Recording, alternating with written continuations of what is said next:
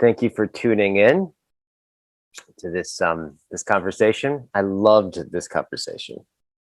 A real example of real genuine dialogos, I would say, in specifically that point where some kind of shift happens, where the conversation starts to speak itself, an atonement to the logos, if you will, conforming to the logos that emerges between all of us and informs us.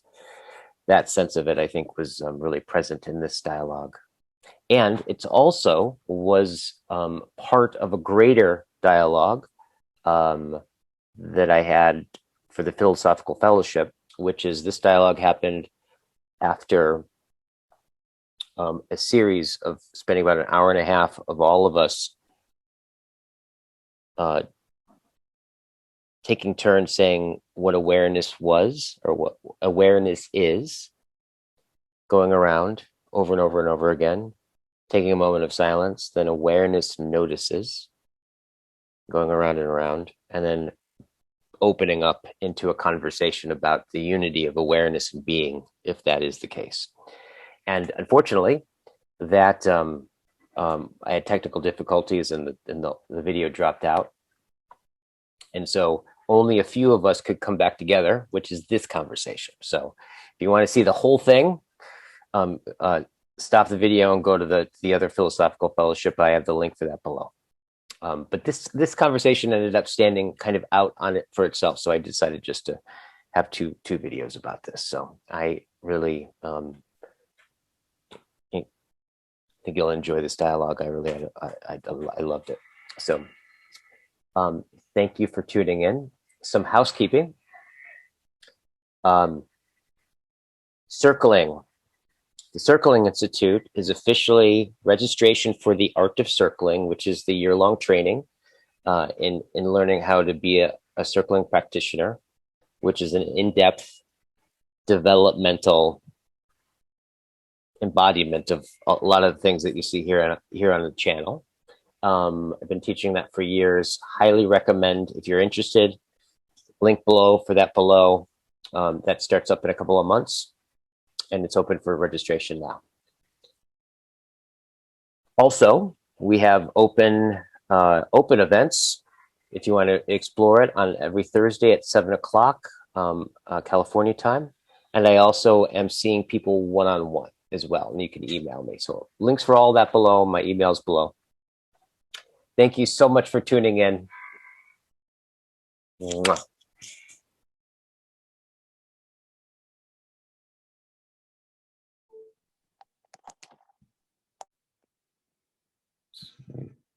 Curious, Dan,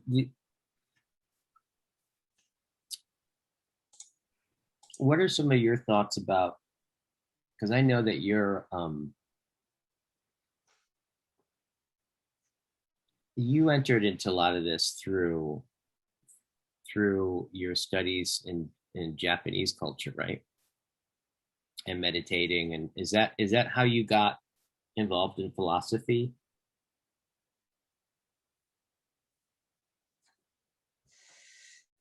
No. It was more like my existential suffering many years ago that got me into philosophy.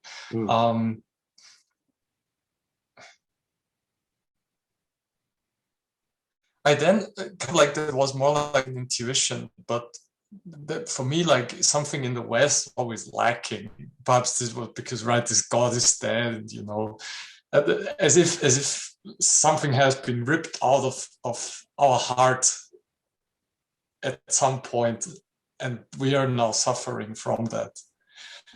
And then I just had a few years where I just wanted to get away, get out, because that was a time where I really was very like almost cynical about my own culture.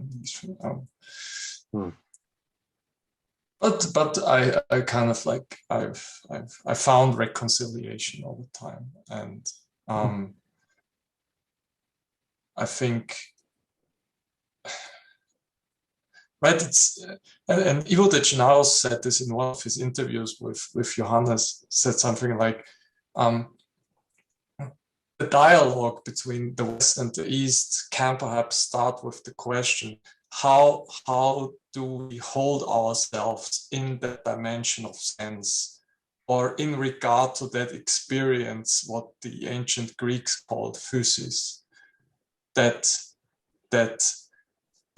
gracious outpouring of sense from seemingly nowhere, so to say, that more in things which Plato tried to safeguard in the idea. How do we find countenance and a kind of posture, perhaps, in that gracious self-outpouring of sense? Or how do we safeguard the phenomenon? Just these, they are, for Ivitic now, there a dialogue can start. Yeah. And over time, I then just realized, right, that whatever that is, and attempts to safeguard whatever that is, have been alive in, I think, all cultures. So yeah. Mm. But my starting point from philosophy was more out of desperation at some point. Yeah. And then you got, when did you start to get into Zen?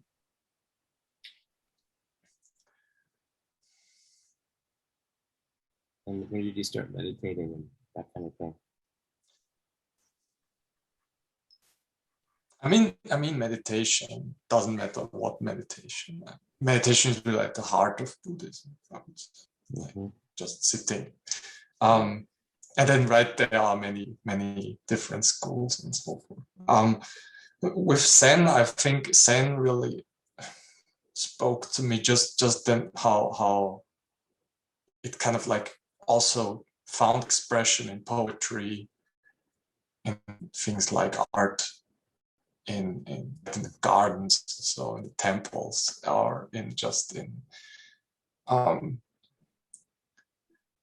and also, I read Nishitani's book like the first time, I think 7 or 8 years ago. So, and I kind of like, I was kind of like very intrigued by that. Kind of like, because right, the first half is more like he talks about existentialism, and I kind of like I soaked that up in like a very short time, like Dostoevsky and Nietzsche and these. And that really spoke to me. But then in the second half, he kind of like he wants to lead you out of that. Towards kind of like salvation or something. But I didn't understand anything when I read it for the first time.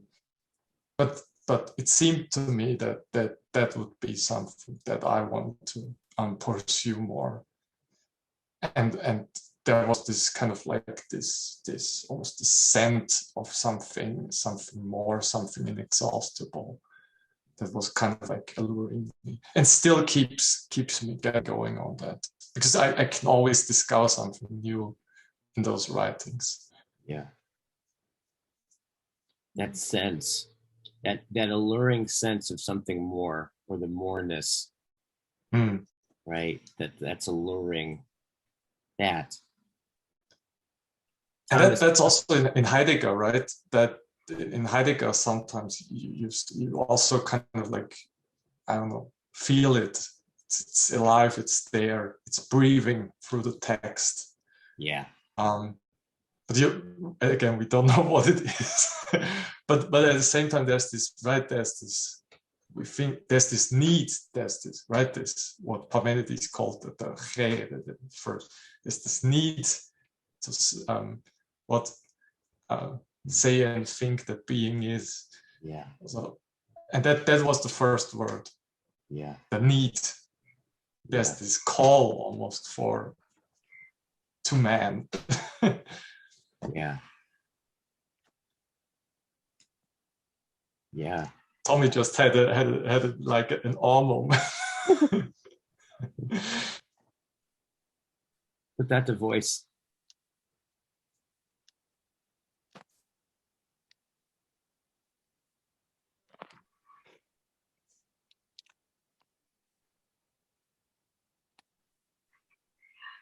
one of the thing that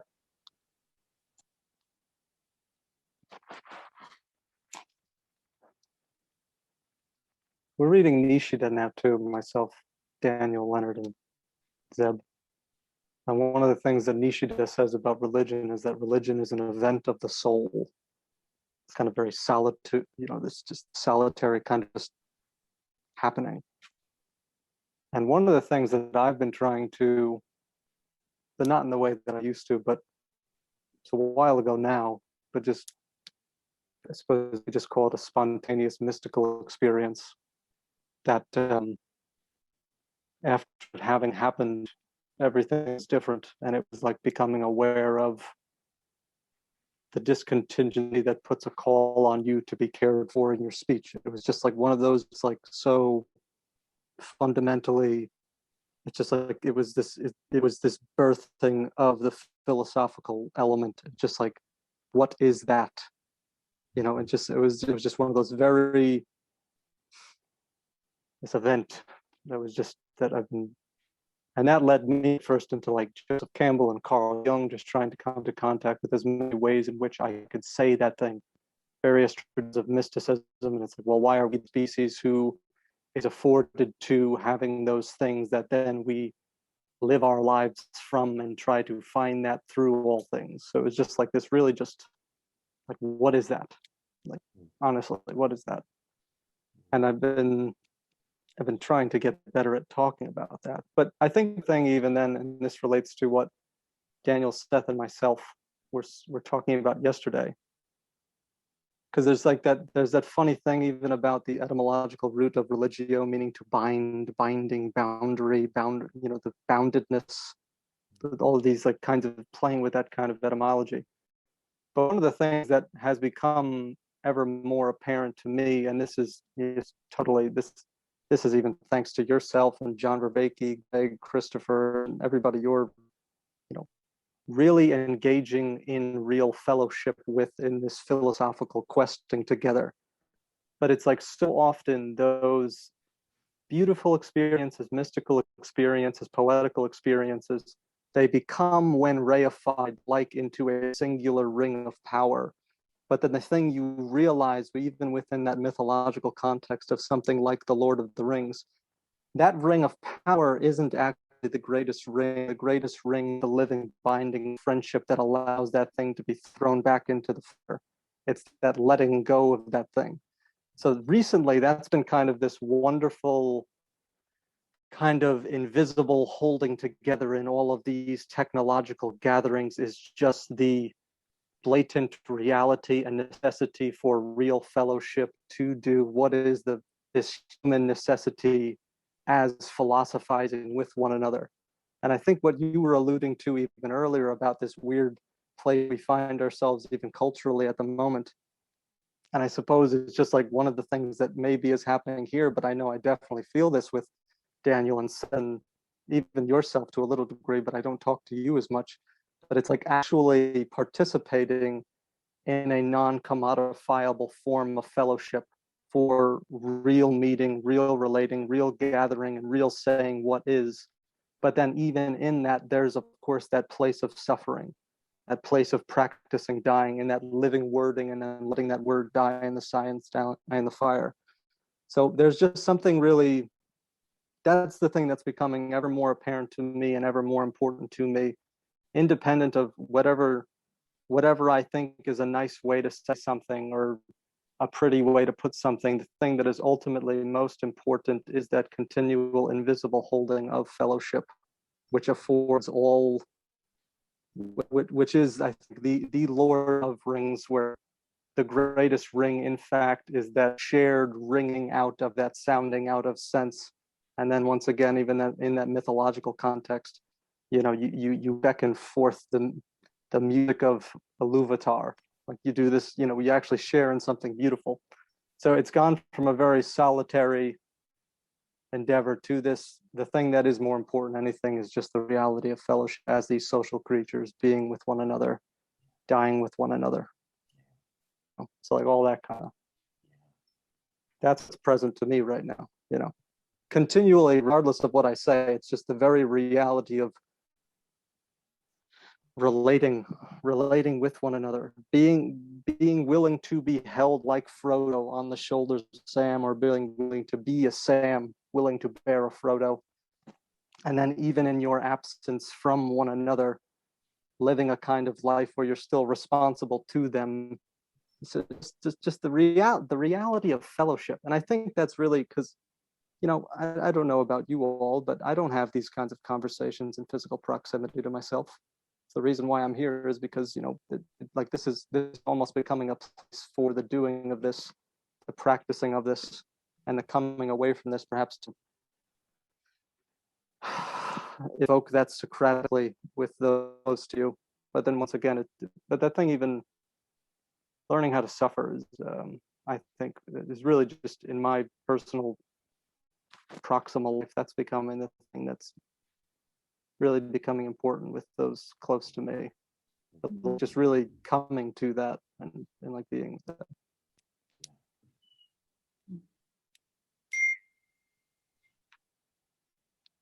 I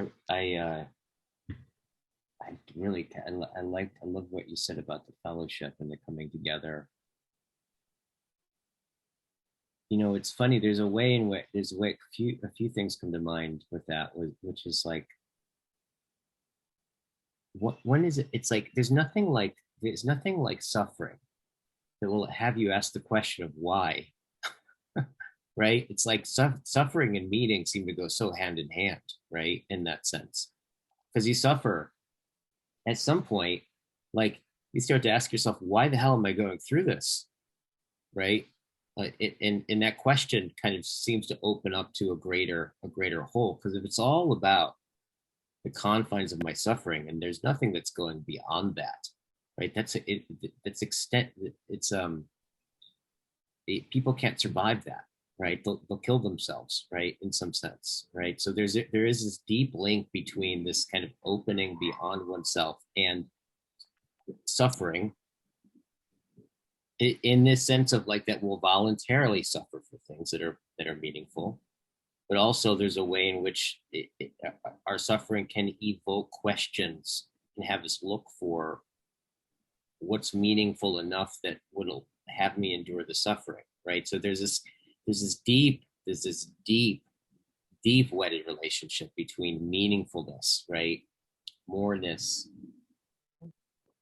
deeper horizons, and personal and mutual suffering together, right? That are evoked, that I don't even know if we can separate out the two. I think that they're distinct, but they're, I don't know if we can unseparate them at all, right? And the other thing that's also there that's kind of interesting to look at too is, and I was surprised about this, which is oftentimes the way writing works, but I wrote my first kind of like heavy duty, like, well, I don't know, heavy duty, but like an academic kind of paper of my life, in this, and not like anthology with John and Chris and Jordan and a lot of the people I'd been talking to on Dialogos.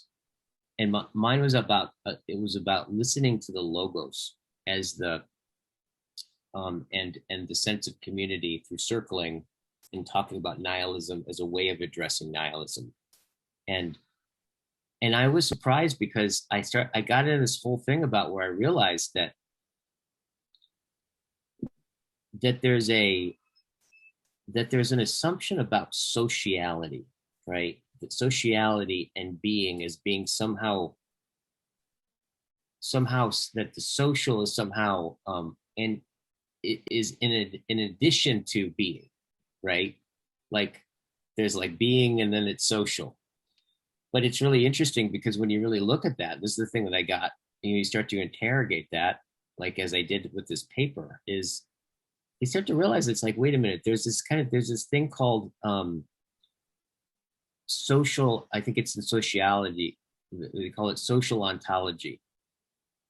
But you start to realize like that's kind of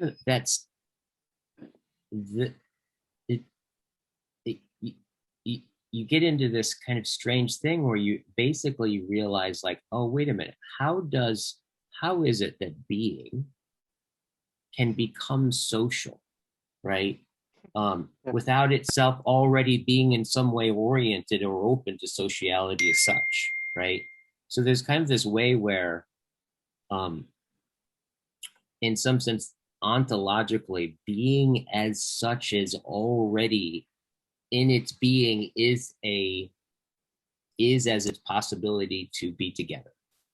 And I think that there's something about this sense of, especially when you get into the sense of where right at that point where awareness notices what it can notice, right? There's this kind of relationship that in some sense you could say we come to awareness, but you can also say that you realize that you're aware of what you're in relationship. You come into relationship, but there's also this way in which you coming into relationship is simply finding yourself already in the relationship that you're talking about you're becoming.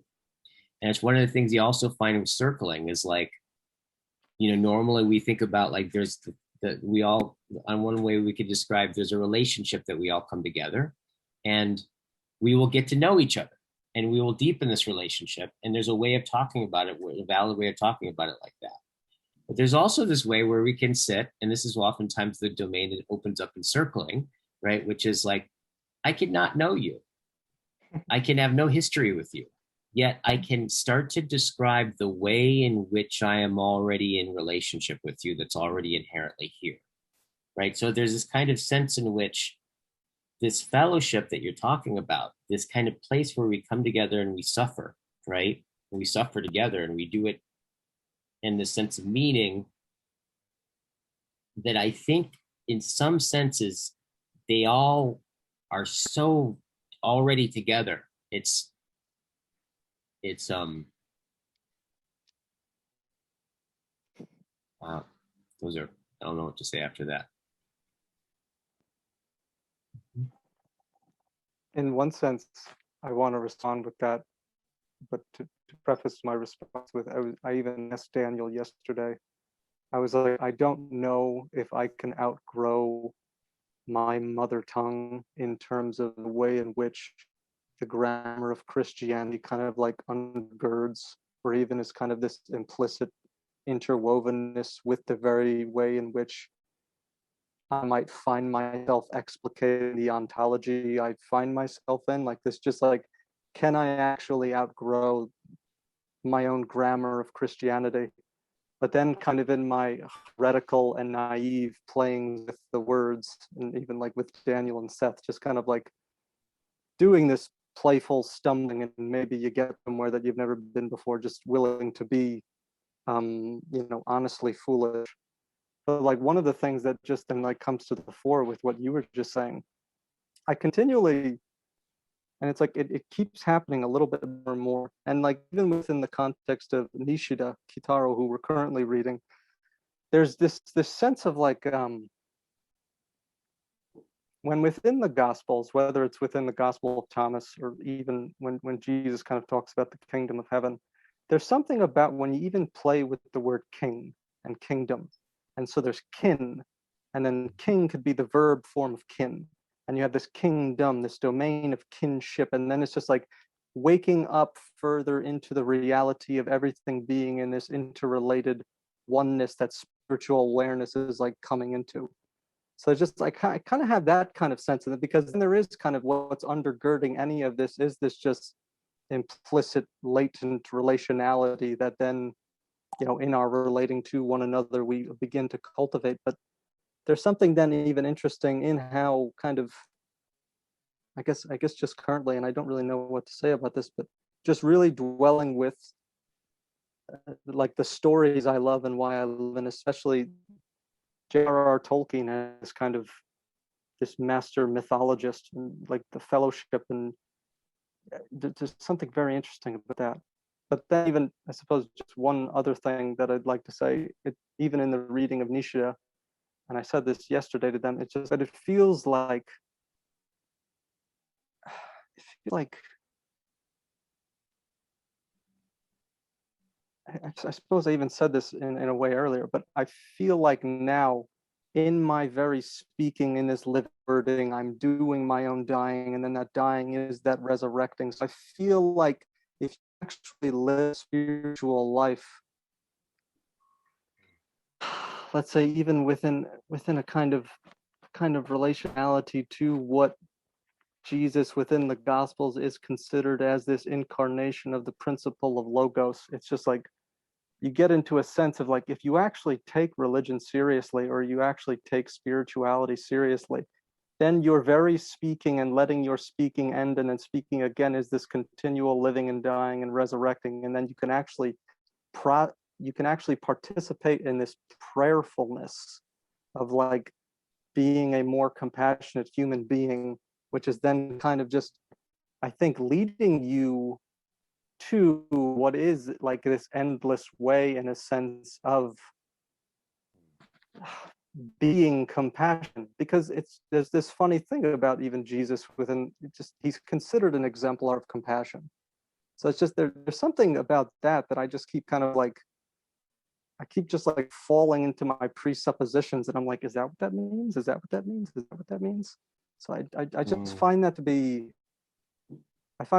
playful, and there's an enlivening, and I suppose I wanted to share a little bit of that.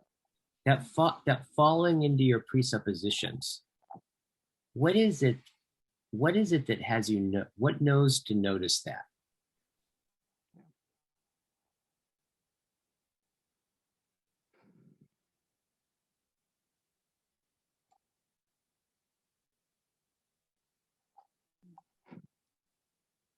Like it seems to print, like I think I hear that as that just struck my sense. It's like something's tracking that, it's noting that, right?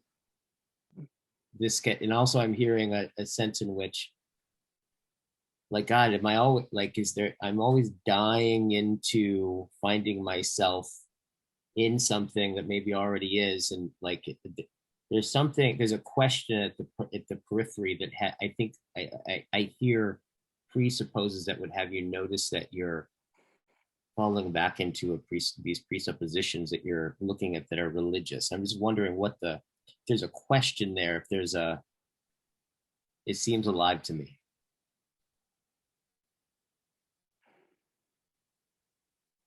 I guess I'll ask all of us that, right? Since we all have presuppositions that we notice we fall ourselves.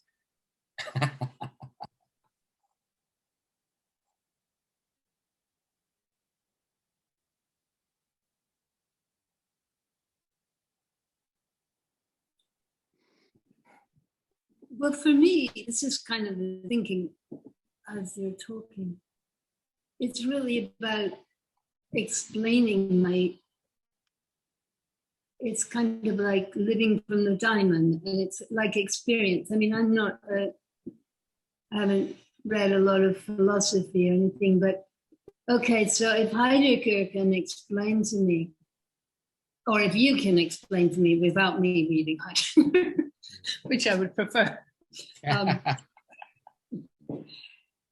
mean, just something that I picked up, which was just kind of an aha moment, was how before Heidegger, the philosophers kind of viewed things as an object, and that separation was out of fear of the object and needing to dominate the object and control it. And then, there's this huge shift that's what I understood with Heidegger, saying, no, this is completely, you're completely enmeshed with subject-object. You can't separate them.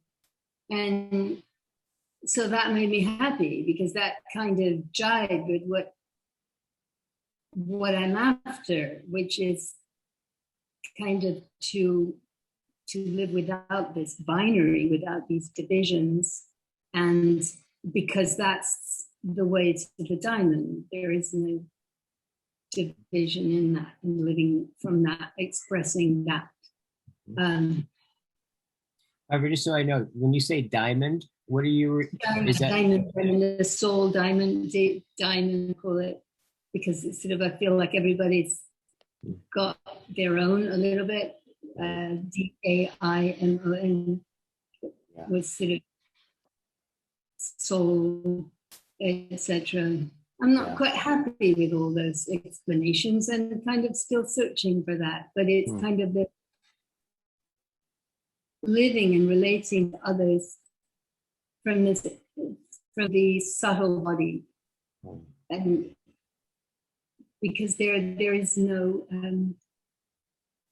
there's no opposition. That is kind of a receiving and a fellowship, if you will. It's weird. Am I making sense at all? Yeah.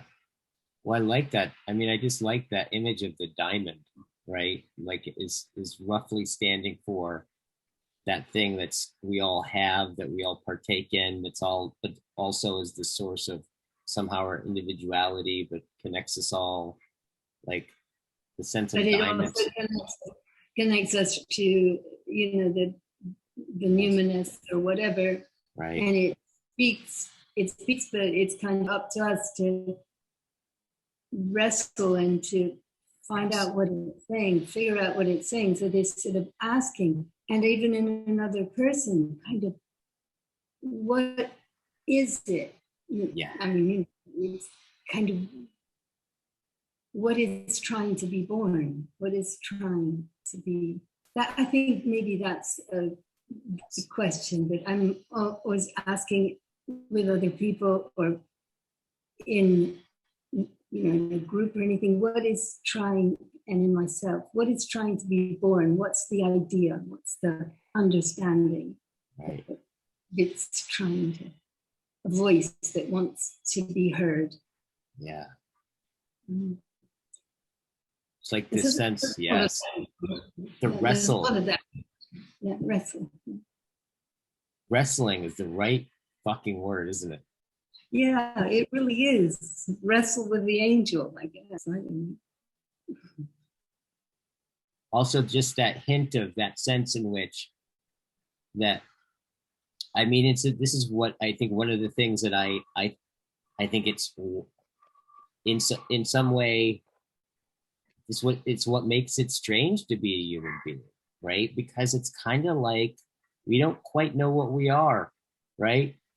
Like we're kind of in some sense called to be ourselves, dissatisfied with who we are, but we never quite find ourselves, but we overhear ourselves, right? We can fall away from ourselves.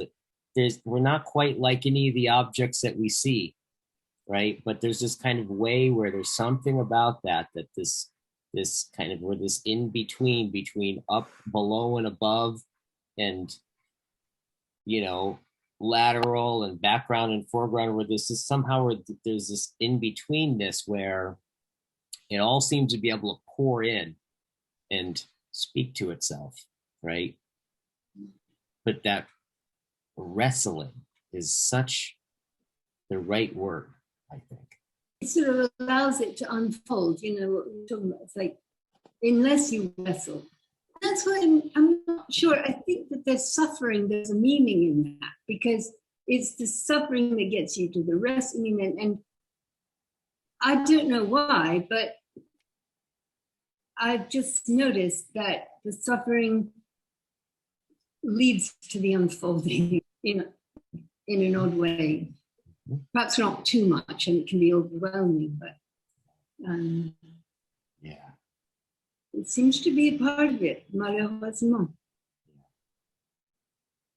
And I'm overhearing this, the echo of Thomas earlier about the sense of like fellowship, and in some sense suffering together, right? Mm-hmm. Yeah, because it is strange. It's like I mean one of the things I notice like all the time with myself and like with lots of other people too, it's like this, you know, there's pain and then there's suffering, right? Like, and that in some sense there's, for the most part, like it's really easy to confuse physical pain with emotional pain, right? And for the most part, physical pain, like you know, you basically, except for if there's like you're training for sports or something like that, for the most part, physical pain, you just do whatever it is to get rid of it, right? Like you just, it informs you what not to do such that you get it to stop, right? But if you confuse that with emotional pain, right, the pain of the heart or the pain of the soul, right, if you turn away from it and do everything to get rid of it, right, that's gonna, as if it were physical pain, it's a very different thing, right? Mm. But in so many ways, it just seems like so much of authentic relationship, right, genuine fellowship, right, it seems to be this, one of the things that it, to be the way that it supports you is it has you kind of turn toward it, even if you don't want to, right? Like if you're struggling with this, and they'll ask, somebody who really loves you will ask you the question that you're not asking yourself, that it hears, right? Like, and it's even like it's willing, like the person's willing to kind of maybe like risk you not liking them to sound out the question that they are hearing from your soul, if you will, right? That there is this kind of way where it's like fellowship seems to, in its genuine sense, does seem to have us able to turn towards the suffering. Well, this is what's really interesting, and I'm getting this deeper sense as we're talking about it, of like that very turning towards the suffering is synonymous with meaningfulness, of turning towards the meaning, right? Yeah. Right. I could talk about this in a little bit different way. So right, Heidegger says that Dasein and our being is, or what makes us kind of special is that we are kind of beings whose being is in question. Yeah. Its being is an issue to itself. Then right in Zen, what you have, when we talk about that kind of suffering, is the great doubt, right? That's just an issuing to itself, questioning, and more and questioning of Dasein to itself, of being there to itself. And then what you say with the meaning is then, right, there's this, what Nishitani calls the realization of the great doubt. That there's this unfolding of it, which transforms reality in a very weird and strange way. Thomas has described this in one of our chats, I think, very, very nicely. That, right, when you go into that what the great doubt poses, these questions, and you inquire them courageously and honestly and truthfully, that leads to that then leads to this self-realization of reality, which transforms reality, and which then opens up Dasein, opens up this dimension of the there, which can be very close, right? That's also for Heidegger, this there, this being there is so dynamic, and it's pulsing and vibrating, right?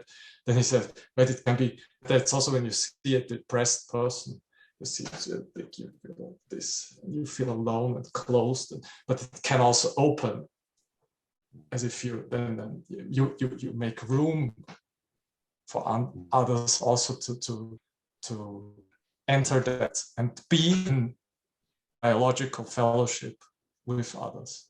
Right? We are always being with others. We are social down to the core, and that's also vibrating, I think. Yeah. And in a sense, this is right. This is what our ontology really seems to like there's this feature in modern life, right? That so many people are suffering from alienation and isolation, and then then you have depression in rates that are unfathomable, I think.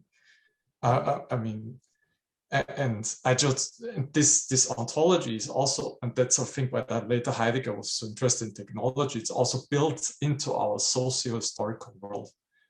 I think I mentioned this once too, that I listened to a documentary where a German architect said, that we have built a world full of isolation machines, right? The car and the single apartments, and no one's interacting with the neighbor anymore, and we kind of like build a world on that, and that's not there. Now we have to open it up again. And then these people are also interested in Heidegger, of course, because Heidegger was also like all about that in a sense. You can really draw insights from Heidegger also in that respect. Then read the building, dwelling, thinking, and these later things, right? So, and that there's, right, and what we are doing here, this internet, this strange binding thing, right? Binding things together in these strange ways that none of us perhaps have anticipated before. But we're just trying it out, seeing what happens. But again, because we are social down to the core, it seems to work, and that's I think so fascinating. That there's this need, and there's this also this mystery how we are aligning ourselves and coming together. I think that's so mysterious and wonderful, and it just shows me also about how kind of like how we have fallen from grace, and how that's expressed, for example, by Nishida or Nishitani or Heidegger or others. Then you get to the things like, what is isolation? I mean, what is isolation?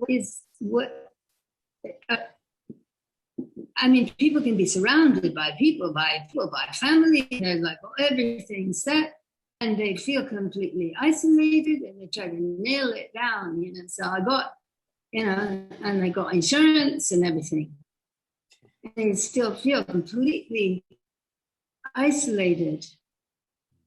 So there's something going on there, and then another person might feel not have a million people around them that still feel very connected to like what's fellowship. And well, for me, I guess the answer that it will sort of sense is that it is more on this kind of soul level. It's like getting to the point where one's relationship is on that level that allows for a sense of home. I'm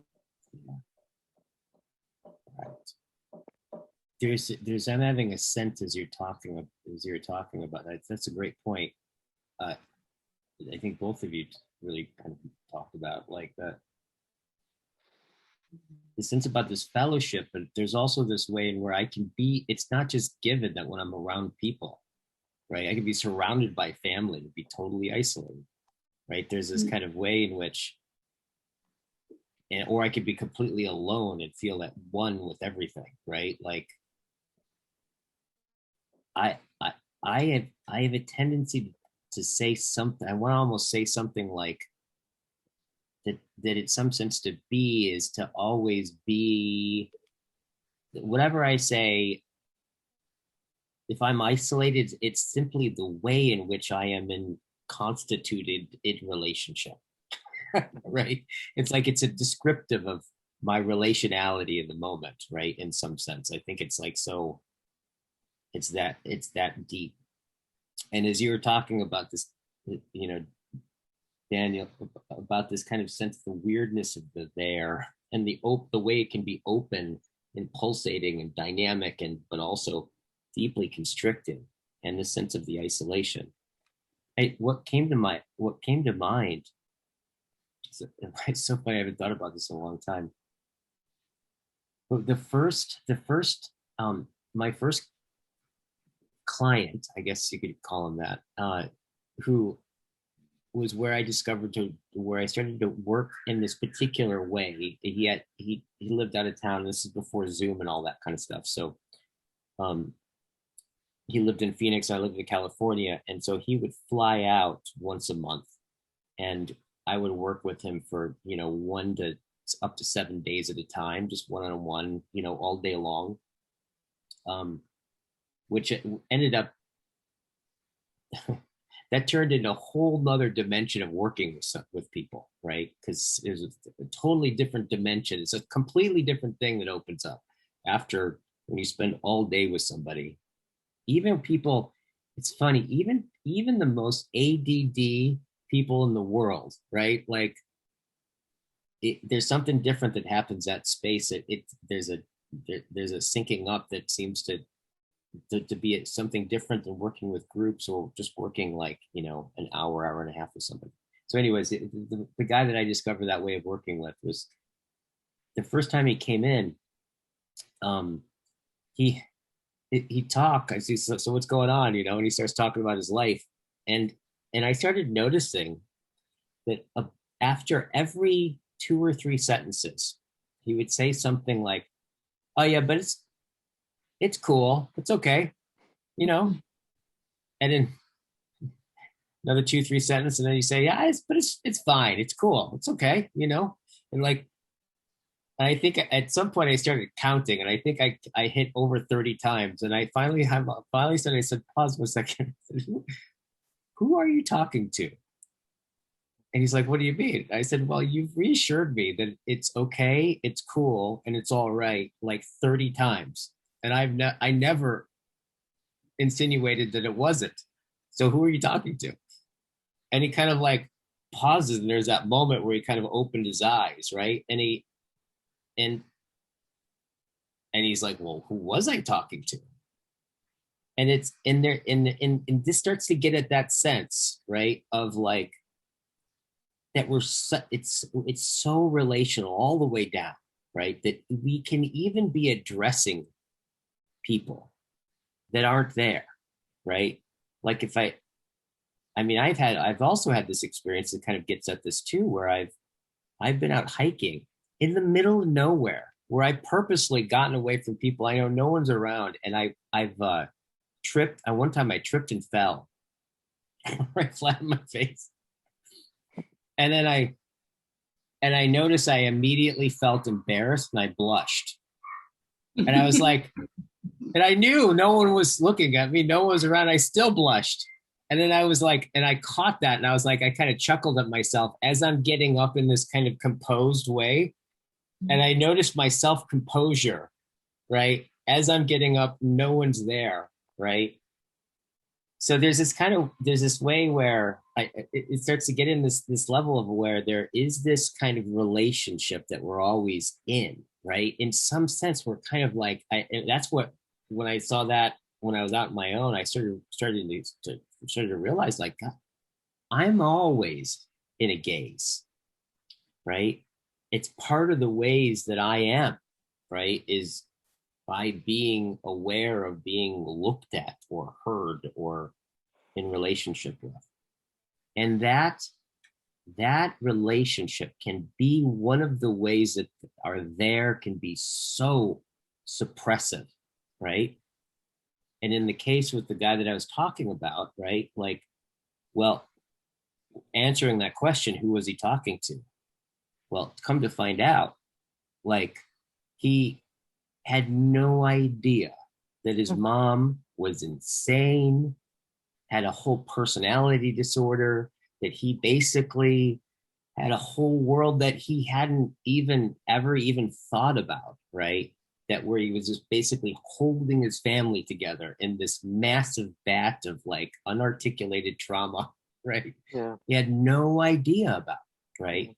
That's who he was talking to. But it was really interesting is like, as we dwelled in that question, it started to get revealed who he was talking to.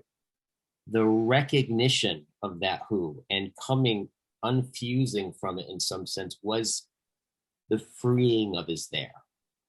Like literally. He had all kinds of phobias and all kinds of weird tics and stuff like that, right? Couldn't leave his house, and all of that stuff all of that literally opened up through coming into relationship with what he was actually in relationship with, right?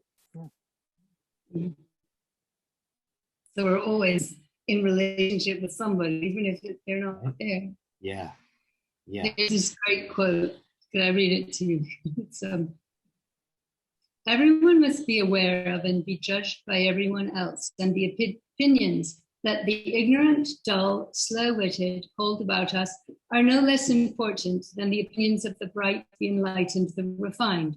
This is because man is, and woman, I guess, is profoundly dependent on the reflection of himself in another man's soul, be it even the soul of an idiot. You know, it's kind of like we do care, you know, kind of like about relationship, we care. We care a lot. Yeah. Mm-hmm. This is, I think it's also starts to, you can start to, you know, what you're talking about, this kind of fellowship. You know, if we look at it like that, right? Like having deep fellowship in our lives, right? It's not just when we're together, right? It's and we all know this. In fact, by the very fact that we're here doing this, right, together, it, I think, demonstrates that we've all had conversations that can change our lives, right? Like we can have relationships that we're very aware that somehow through engaging in this, we know that it's possible for something to open up, right? That can, and just kind of like just kind of is like a support, because they can't do it for you, you know what I mean? Like it's not like that. It's just that fellowship is people acknowledge, see your suffering, and you know are kind of witnessing it in a way, not trying necessarily to take it away from you or promising that they can take it away from you, from one, but just as a, oh, I know that they're going to be with me through thick and thin. You know that I might be a mess right now, but these certain people are going to have my back, or you know they're not going to give up on me. Something. Yes. Yes. And in some sense, I think that there's, I mean, I noticed this in myself, that there's these kind of dialogical, dialogos, right? Dialogos, that when it moves into that space, that there's something very similar to that. In some sense, it's usually we're talking about things that are like ontological and these cosmological kinds of things. It is very much has the very same effect and feel as that when you're talking about a deeply self-disclosive, personal moment of intimacy, right? They're very, very, it seems like they can almost be interchangeable. It's one of the things I've noticed about those conversations, or why I'm so interested in them. But I think in some sense, when you're talking about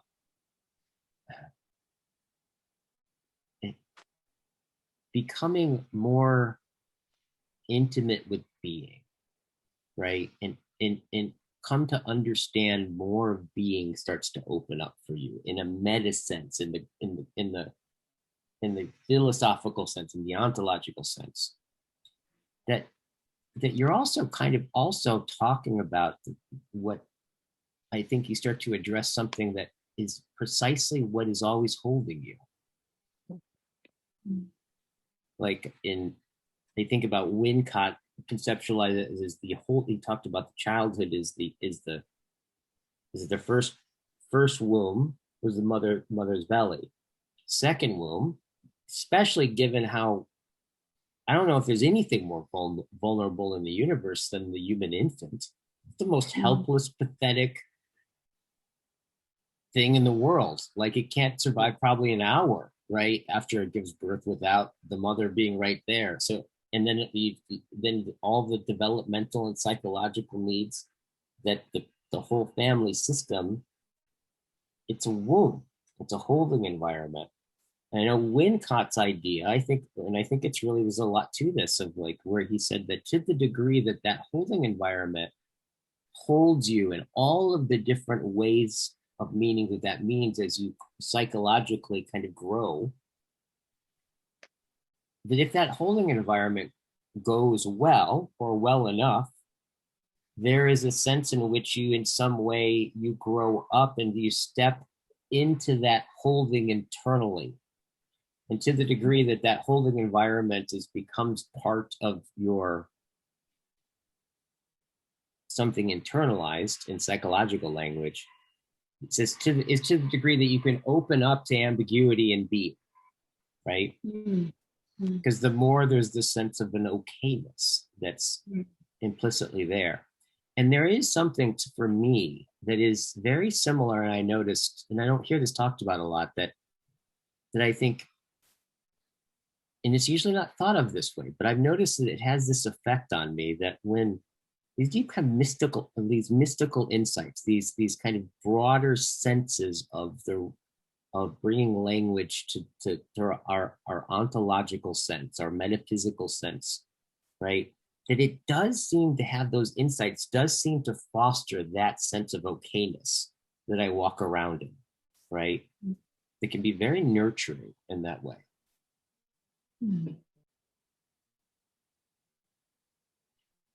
So there's that part of it. And this is one of the things that I've also, bringing into the discussion too. But having been talking to and understanding more about, is it Craig Periquez, I think is his last name. I've had him on. He's been having those dialogues with John Vervaeke on the, untangling the knot of consciousness or something, whatever it is. But he's in his unifying system that he's worked out, or theory, his tree of knowledge theory of psychology, that he's addressing this thing about psychology doesn't have a cohesive map, so it's all over the place. So like he's come up with a theory that I think is pretty astute, as far as I can tell. But one of his big insights that he kind of talks about, let's see if I can do it justice, is that he talks about this distinction of becoming a person, right? That in some sense we're all born human beings, but we become persons, and that we become persons, right, through a process of justification, right? And that to be, so for example, this is like personhood is what gives us having that distinction is what allows us to be able to like watch, SpongeBob, right?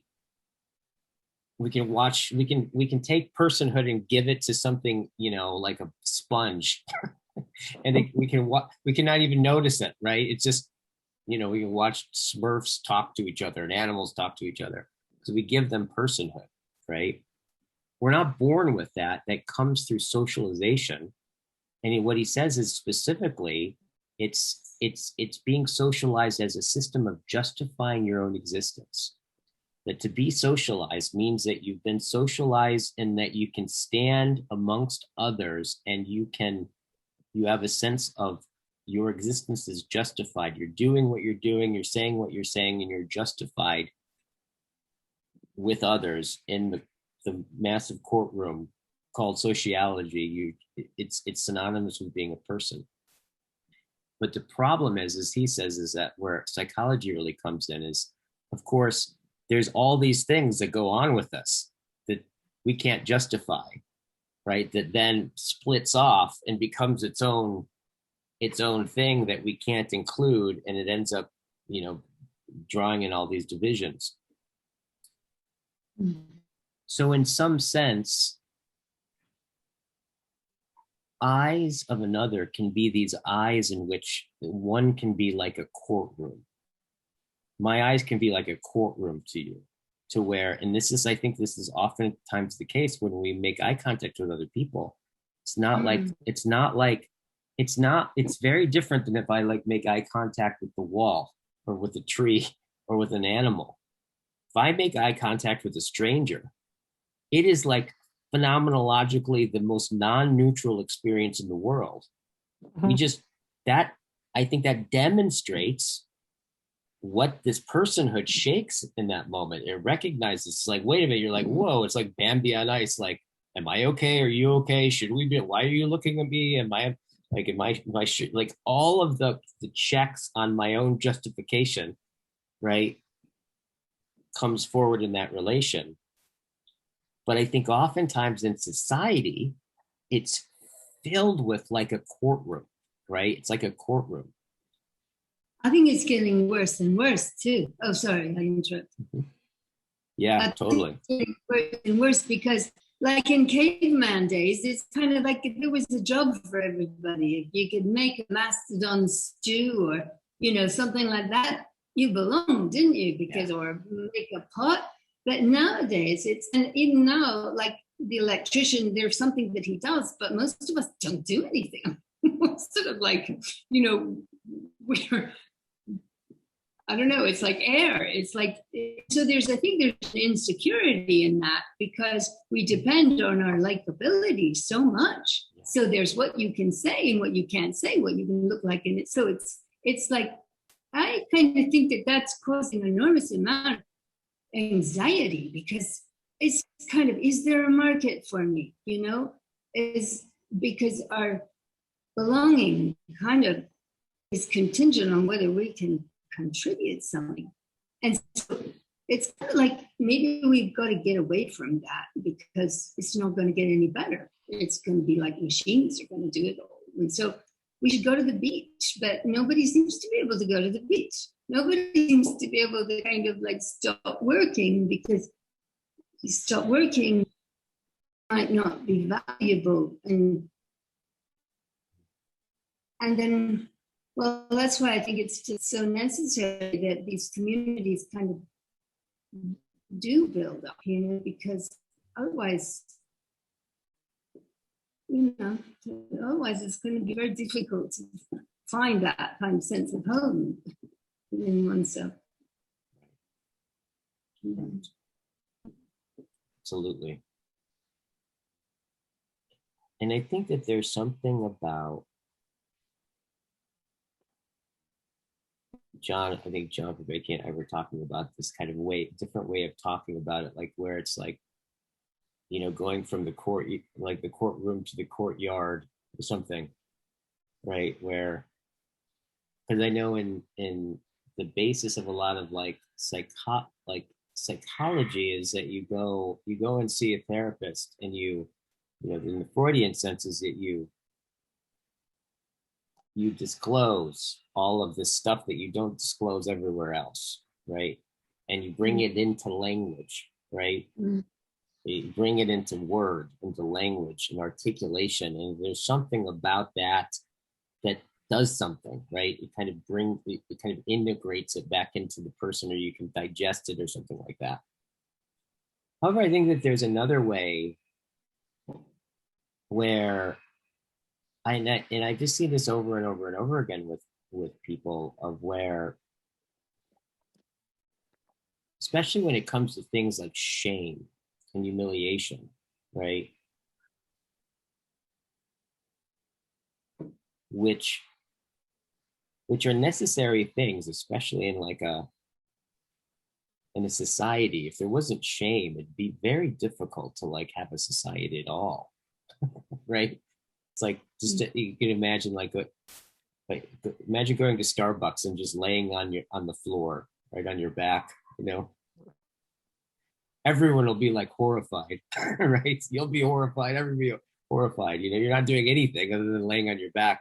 But that you start to realize like, oh, there's an invisible social boundary that if you get too close to, you'll feel shame, and it keeps you right in line. And we live inside of these boundaries all the time without thinking about it. But there's also ways where we have an internalized culture where we have these if that superego sense becomes internalized, that's like the superego in the Freudian sense, and it can become a tyrant, right? Where it just hijacks everything.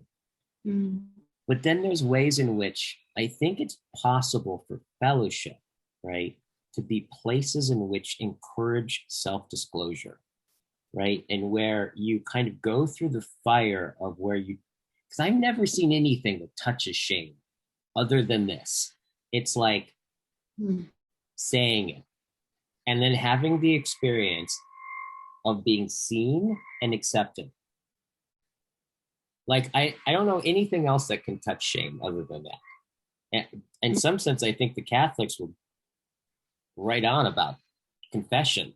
There's something really brilliant about that, right? This kind of sense of you say the thing that you're ashamed of, or you show yourself, and you're met with being seen and being accepted, right? Versus being shunned. That there's something really transformative, or can be transformative, about that, right? But also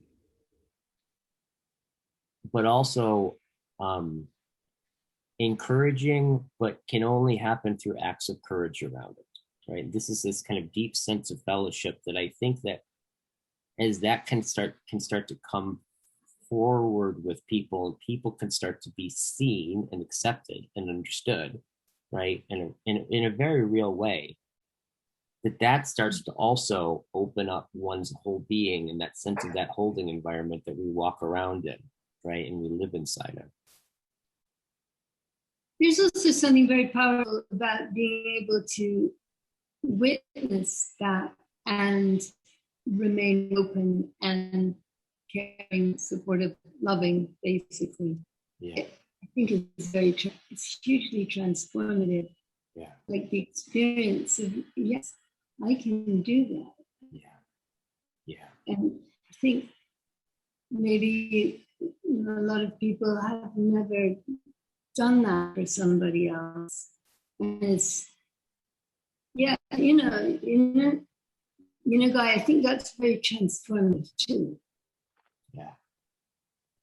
That's a great point. I'm always very interested. I'm interested in another subject, but like trauma, we always think of the victim, but what about the person who had to fight? What about their trauma, and what do we do about that, anyway, that's another huge subject. You see what I mean? Because it's traumatic, I think that can be. Person comes from the Latin word personare, which means to sound through. Say it one more time, Daniel. Person comes from the Latin word personare, which means to sound through. So person is that kind of like that suchness which is sounded through, is sounded out, so to say. In Nietzsche, there's a quote where he says, "Around every deep thinker, there are masks growing." So there are many personas, so to say, because people are projecting something on that. They're like masks growing because every deep thinker has that, and then you idolize those people, and or you misunderstand them because you don't know what they're actually talking about. So there are many masks growing, so to say. Or many personas, so to say. And what you say in fellowship, I think, right? Fellowship is that catching of that which is sounded through in its suchness, in its as it isness. And if that can happen, I think then there's really something like a genuine fellowship. And we also we don't have to talk about the details of our biographies also, but we're just noticing what is sounded through. That can be trauma, that can be joy, that can be irritation, that can be shame. But we let those things be in their sounding through. And then I think something like a fellowship can really happen. It's really profound. What are you hearing, Thomas? What's sounding through?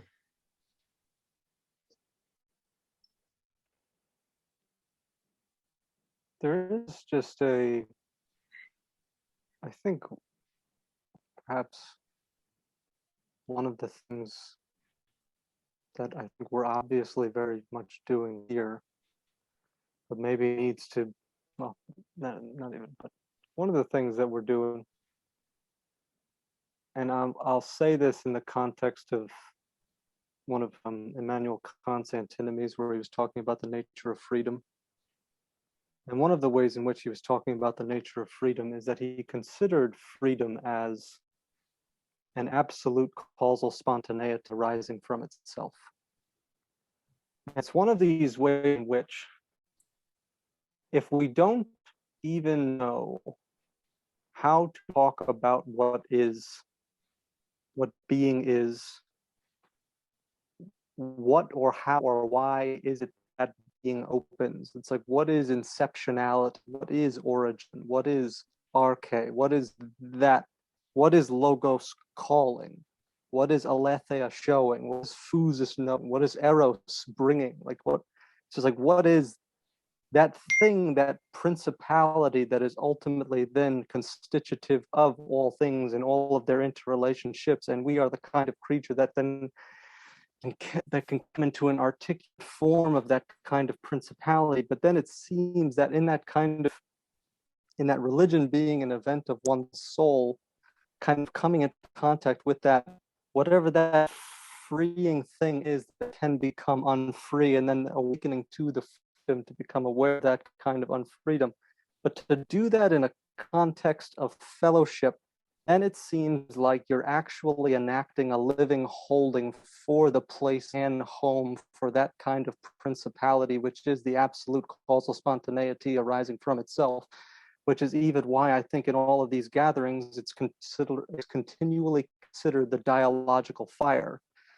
But then the beautiful thing to do is if you're actually present with that fire, with others, and there is this mutual holding to that holding open for each other as that access to that, the very reality and nature of freedom. The thing I think that we can do in one very naively poetical sense is that we can kind of like, we can form those bindings in words and then cast those rings into those fires. But then it really becomes about, and it coming continually into the exercising of the intelligibility. In one sense, to get to those unknown, unfree assumptions that somehow freedom gets birthed by. But that's even why continually, just like even in the context of Tolkien, it's like there's something so fascinating about the nature of Gollum Smeagol as this kind of like, there was this free creature, but then there's this burdensome monster that keeps that thing closed. And the reason why Frodo then, even in relationship to that burdened creature, is because Frodo knows if he fails, he becomes Gollum.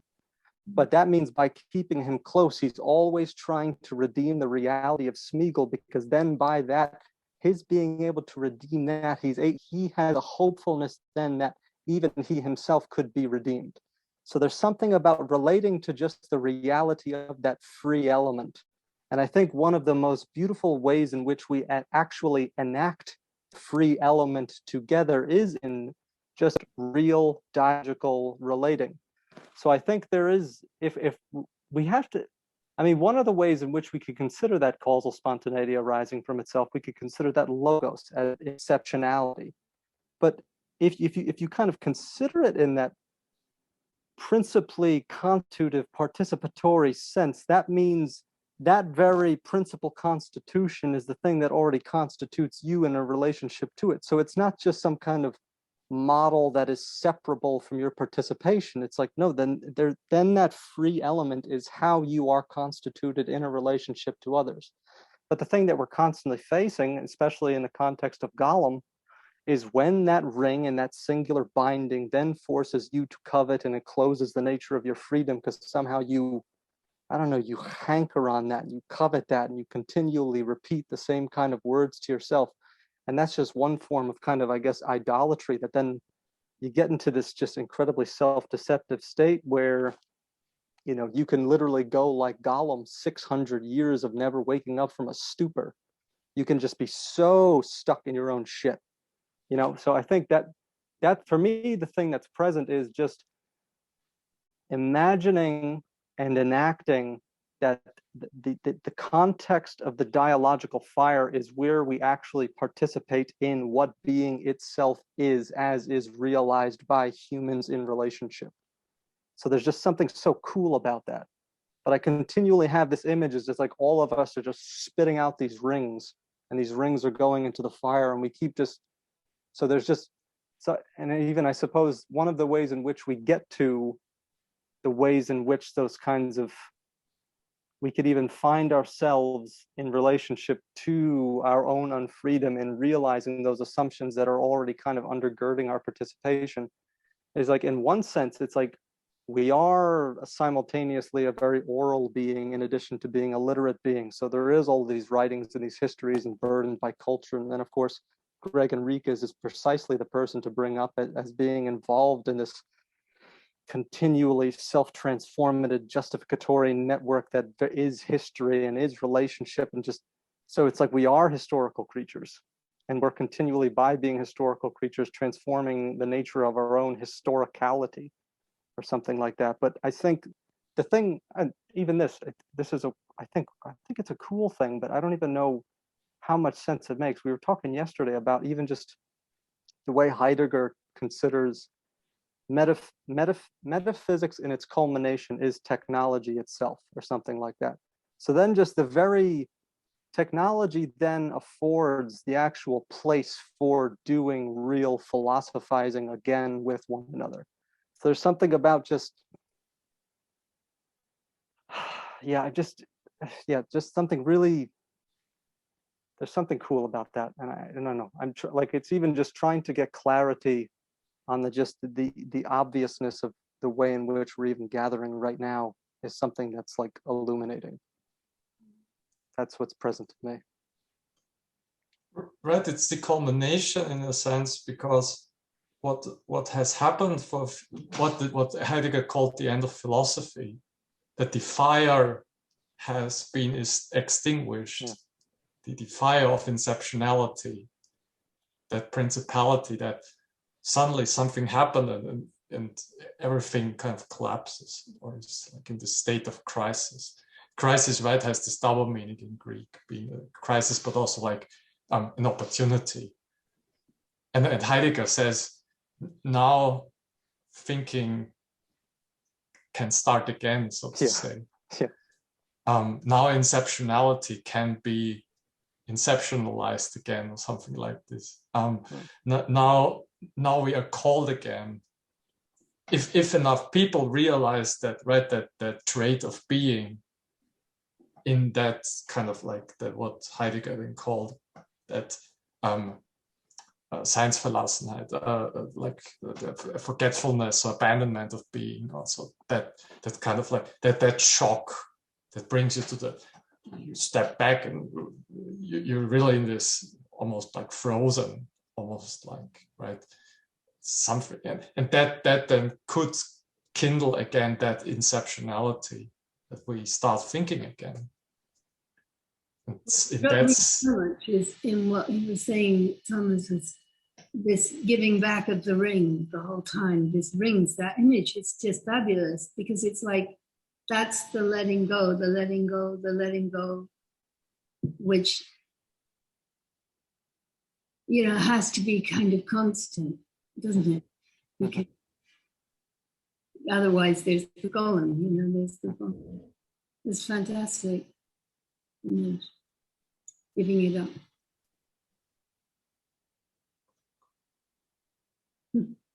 Guy, I think you're muted. Can't hear you. Not that ring. Just can't hear you. Can you hear me now? Yes. Okay, good. So many things are erupting. But in some sense, I think, Thomas, you just brought in that beautiful, all that you just brought together, brought the whole thing into the ring. and threw it into the fire, right? So Yeah. I can feel the lift up of the fire catching right now. This is just happening on its own. Yeah. Mm-hmm. Just then, just the very short thing, which is literally what just came to my mind when you just said that, because continually then, even in the contemplation within that kind of mythological arena, the thing that one can realize is that the very title, the Lord of the Rings, is alluding to directly to the living ring, the living binding, the living holding, which is the very reality of fellowship, which is the only thing that actually allows for the destruction of rings of power, rings of evil, rings of malice, rings of trauma. So it's just like, even just within the title alone, it's like there's something so fascinating about that the living binding is the Lord of all rings. It's so there's something just really, I think, that's going to be a thing that's just going to keep unfolding. But that's just like my current sense of it. It's just like there's just this beautiful collective participatory thing, which is the only way in which evil can have no place between us. And then I'm even just getting this continual sense, and I suppose in one sense this is even just from Eva de Gennaro, but it's like evil is when the openness to that free principle is covered.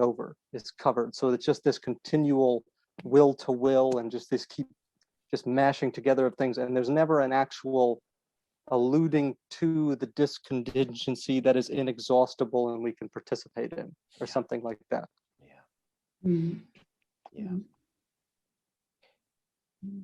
The sense, and even what I'm liking about the sense of the ring is that the continually, in some sense, it's the recognizing that we are that which we are talking about, in the talking, exemplifying what's beyond ourselves, that it's talking about this, but it also includes in that our own fallenness. It's like it doesn't exclude the fallenness part of it, right? In fact, it's the kind of recognizing, I have not taken my ring off and put it into the fire, right? That is the recognition of the ring and its infinity, right? And that connectivity. Yes. It's also something about, because I'm wrestling with, I seem to find I guess the next thing I'm kind of into right now is Heidegger's contributions and that whole work, which I keep thinking I know what he's getting at. Yeah. And then I realized I had no idea what he was getting at. Now I get what he's getting at. It's just like over and over and over again. But I think one of the things I got yesterday through a combination of reading Ivo de Gennaro's The Weirdness of Being, which is a massively difficult book. Man, that thing is difficult. But it is really striking how shaking it is. But this sense in which what Heidegger was doing in the contributions is, in some sense, I think, is what's being exemplified here. And what we're talking about is this, the ring, of taking the ring and putting it in the fire being in the ring, realizing it's like transmuting itself, this kind of movement in surrender into intelligibility itself, being informed by, falling out of, hearing it, listening to it, becoming persons, falling into the fire. That what I like about that, it's so unmetaphysical, right? It's like not metaphysical. It's like it's enacted. Everything, every part of that is enacted. It's like you finding yourself in the emerging of being, without this kind of like that metaphysical thing of like, being and beings, and these representations of being stand, this kind of sense of that there's being out there that we can talk about and point at, without recognizing that it's substantiated in the very pointing of it, right? That it's constantly it's constantly emerging, and that our whole Western metaphysical language has been a falling from that, right? And it being the thing, it's the language that we're in some sense trapped inside of. And that what Heidegger is trying to do in the contributions, I'm realizing, is this enactment of this very thing that you're talking about, right? Of finding a way of speaking being itself, right? And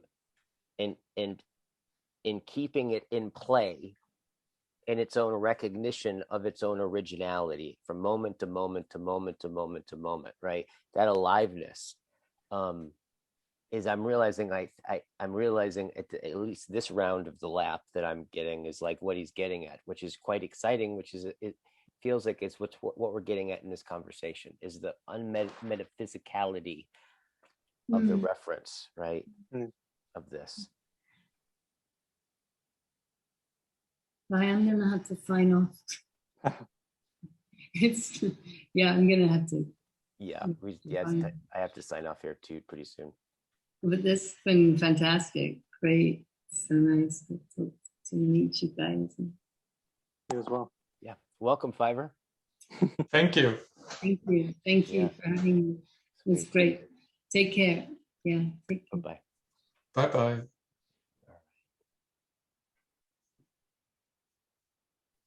Can I just say one thing? Yes. Because that's even I'm recently just, and this is with Daniel and Seth, like really dwelling with Nishida,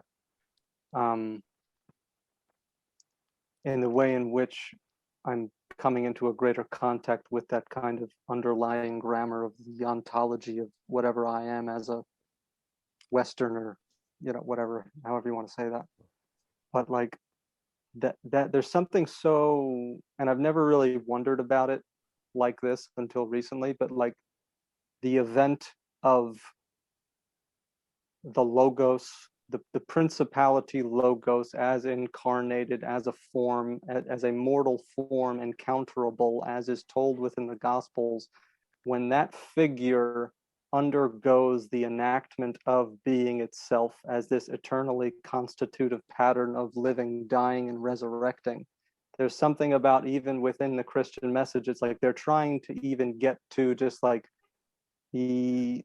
like G.K. Chesterton said something like this. He's just like, the church has died many times, but we follow the one who made his way out of the grave. There's something about like Christianity is trying to destroy the reality of death itself, because this eternally constitutive pattern of living and being and dying and resurrecting is something that both precedes and postcedes our participation here. But there's something like being itself in that kind of Christian sense is like this eternal event that is temporally realized. And the thing that the Logos as man enacts within that kind of mythology is the very, he's exemplifying and enacting in the truest sense, like what being is. And there's something about like coming into contact with that, where then in just my totally secular reading of why, however it is, this story keeps striking in this way, is that then it feels like we were just saying before with the ring and the dialogical fire. Then if I'm careful enough in a truly spiritual sense, then every single thing I do is this living word that I let die and then I continue to speak again. Yeah. So it's just like it gets so much closer to that this figure, as the Western tradition is concerned, as this, his birth is literally the inception of the way in which we now organize time and history. So then it's like our very participating in language, I suppose if you do it in a Christian sense, it's like there's something really just that recently that's been striking me about that. Because then it's like you're always participating in the second coming and attempting to come into contact with what is the greater spiritual realization that all is kin, even in your ignorance of it, which then is the thing that we could call the kingdom, which was, as is continually said within the Gospels and even in the apocryphal Gospels, it's the thing that is here the whole time, even in your ignorance of it. Yeah. So I think I'm realizing how valuable the very grammar of the spirituality of the West is, even though it has never been explicitly told to me as such. So there's just this wonderful thing that's been happening in my life, and sharing this with even you guys. And Guy, you've been totally involved with this for the past year, even in your unknowingness, watching you and John and Johannes and like getting involved in this. There's something about coming into contact with, I mean, going back to the Greeks and just really coming, it's like, why did thinking begin? Why is thinking a necessity? Why is spirituality a necessity? It's like, why are we doing this? Yeah. And just like trying to go and then come all the way back to the present. And now we're at the culmination of metaphysics as the place of technology in the very way in which we're gathering right now. Yeah. So this is this incredibly wild time to state the obvious together. And then it's just that there's that wonderful Parmenidean notion of say what is, and then just, Yeah. and yeah, say what is, yeah. And Hermeneutic, that hermeneutic circle, right? Yeah. But what struck me is it sounds like to me that you're doing something specific there, right? I don't know if I know exactly what I mean by this, but like in some sense you're thinking out the Christianity. You're restoring the thinking to, in some sense, you're recovering it, you're thinking it, right? In some way. I'm just curious, what is that? What's that? How is the question. How do you know to do that? What is it? It's something I don't know if I'm even asking for an answer to the question, but what's already finding itself listening in such a way that it becomes necessary to sound out what it doesn't know it's going to say, but realizes it knew it the whole time, right? That aliveness, and I think there's something I'm starting to get the sense of like there's something about that is the letting go of metaphysics. I don't know exactly what. Also, it's at some point we're probably going to want to like really take a look at Ong's work. Walter Ong. Are you guys familiar with Walter Ong? I think orality, literacy. Yeah. Yeah. That's something to contend with here that I keep noticing I'm hearkening back to a lot. But just to really consider, it's hard to say what's what if like you could say like the Western like metaphysical tradition is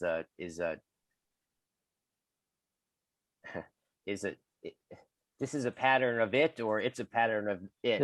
Yeah. But this sense of to really comprehend what literacy has done, right? To really put yourself in a wholly oral culture in which to even comprehend what language was to one without having a thing, right, that symbolizes an alphabetic language, right? It's so radical in its transformation, right? Like to be able to put a thing to words, whereas before the pure whatever language is was happening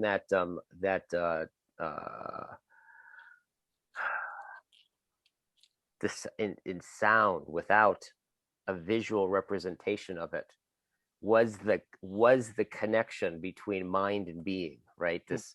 It was already itself, but it was in this way it's so radical when you're able to represent sounds that form words that represent something, right? Like it's it afforded so much, but it also, you can kind of see the way in which it opened up for all of this. And I also really appreciate the thing that you're talking about. I thought this really significant in the sense of that right now, and what we're doing on YouTube and what is happening in these longer form conversations, I don't know anything less technological than these long meandering conversations, right? There's nothing about collapsing distances here, right? This is like, if anything, it's like trying to make that, that which is near the furthest away, right? It's like this, making it as hard as possible. And,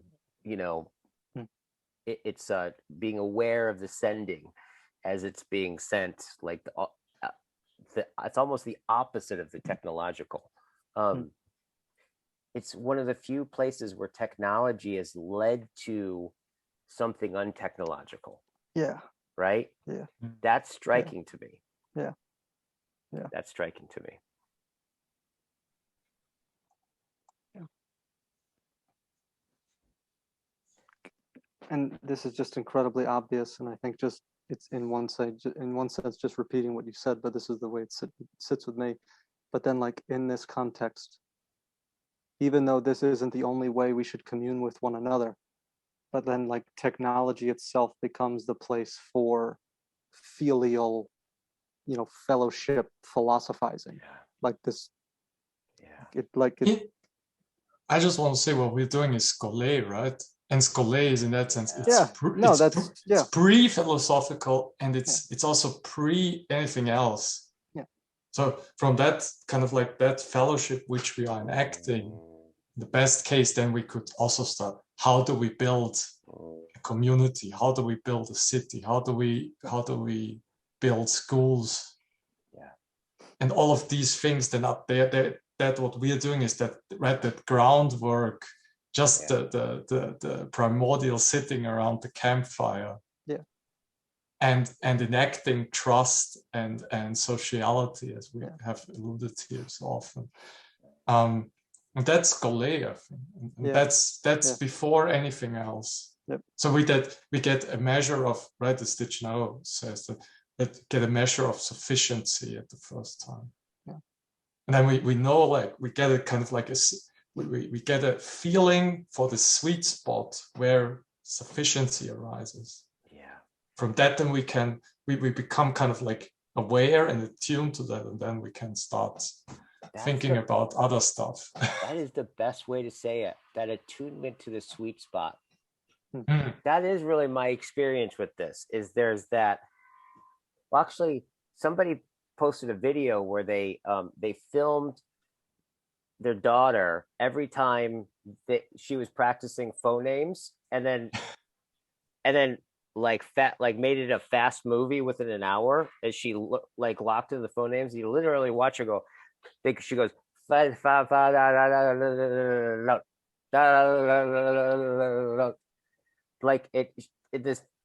it's so in the guts of us to how we come into. It's this deep mimicking in some sense, right? Yeah. This deep, but this mimicking that's like you don't even know, you find yourself, something knows that there's some sweet spot there that can orient. It's It's very much these conversations at their best have me feel like that. So that's really glad you're saying that orienting like this kind of primordial attunement to listening to the thing that's most relevant, it's a feeling tone, it's a sweet spot, it's a place of being that where things, right, gather, show, attune. Yes. And just one little minor hooking add-on. I don't know. I don't remember if it's W.H. Auden or Owen Barfield, but he says something like, and I think this is directly related. It's like something like, when language stops being in service to music, culture dies. There's something about, it's just like, even because just in you two just having that little moment, it's just like I was imagining this scene from Apocalypto from like 2004, 2006, And it's after this shamanic figure tells the story of how man comes to be man in relationship to all the animals.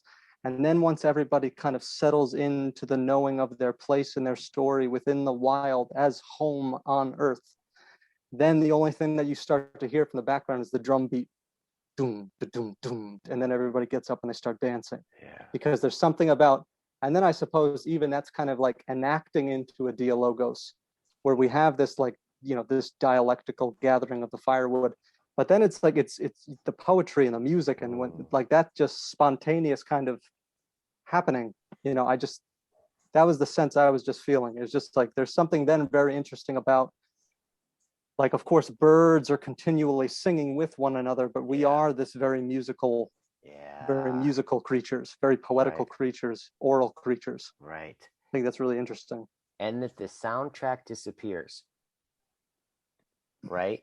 And then in some sense, I kind of think one of the things that distinguishes these kinds of conversations is, in some sense, we're trying to articulate the soundtrack. Right.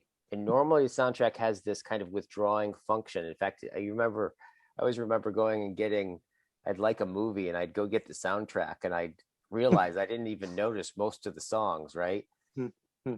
But in some sense, it's like, in some sense, it feels like these conversations are like, do you hear that? What is that thing? It's like, and then you sit, and then you bring it into language, you realize you've been swimming in it, right? The whole time, right? And in some sense. So there's also this other thing I wanted to get back just really quickly, and we can kind of, I think I have COVID, so I'm feverish and delirious as we're talking. Excuse me. But funny, I think I got it like the day before I got my second shot too. Luck would have it. But one of the things that Fivers had said about this other part, about when we were talking about like being a person and then saying and being heard and being accepted and being seen, right? And you talked about this sense of like being person is you said, what was it? To sound through what sounds through. Yeah. I wanted to just get back to this whole other thing too about what Fiverr alluded to, is to be on the other end of that, right? To be the one who's receiving the confession, if you will, right? To find yourself listening to somebody in such a way that you can hear their personhood, right? That I have to say, I owe more to that than anything. Like for anything for me in my life has been this kind of being able to be in a position in which I can hear or seek to listen to somebody reveal what is most true to them and hear them, right? And really listen, and watch them say the thing that's hard to say, but they really hear them.